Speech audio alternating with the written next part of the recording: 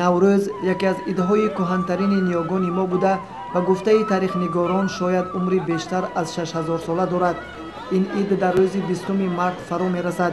ва дар ҳамаи кишварҳои форсизабон, тоҷикистон, эрон, афғонистон ва ҳамчунин кишварҳои минтақаи осиёи марказӣ, ӯзбекистону қирғизистон, қазоқистону туркманистон ва кишварҳои озарбойҷону туркия низ таҷлил мешавад. ҷумҳурии тоҷикистон баъди ба даст овардани соҳиби истиқлолӣ ба наврӯз мақоми хоса унвони иди миллӣ дод ва ҳамасола ин ҷашни аҷдодӣ ба таври густурда таҷлил мегардад.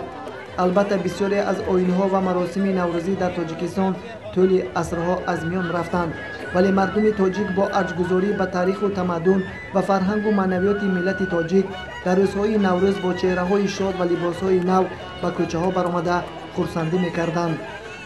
дар баробари дигар сокинони шаҳри Турсунзода, хонандагону омӯзгорони муассисаи таҳсилоти миёнаи умумии рақами 40 ҷамоати деҳоти шаҳри Турсунзода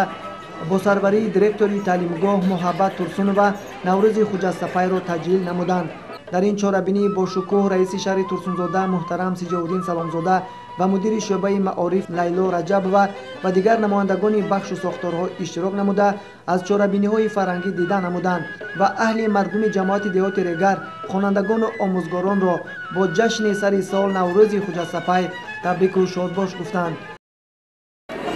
истиқоматкунандагони ҷамоати деҳоти регар,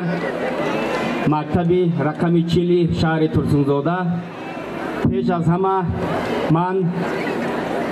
миннатдории муҳтарам пешвои миллатро ҷиҳати дар сатҳи баланд ҷашн гирифтани Наврӯзи байналмилалӣ дар соли 2017 дар шаҳри Турсунзода ба ҳар яки шумо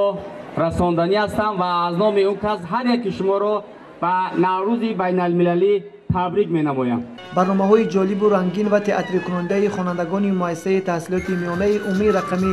40 ҷамоати деҳоти регари шаҳри Турсунзода манзури бинандагон гардонида шуд, ки хеле ҷолиб ва рангин буд.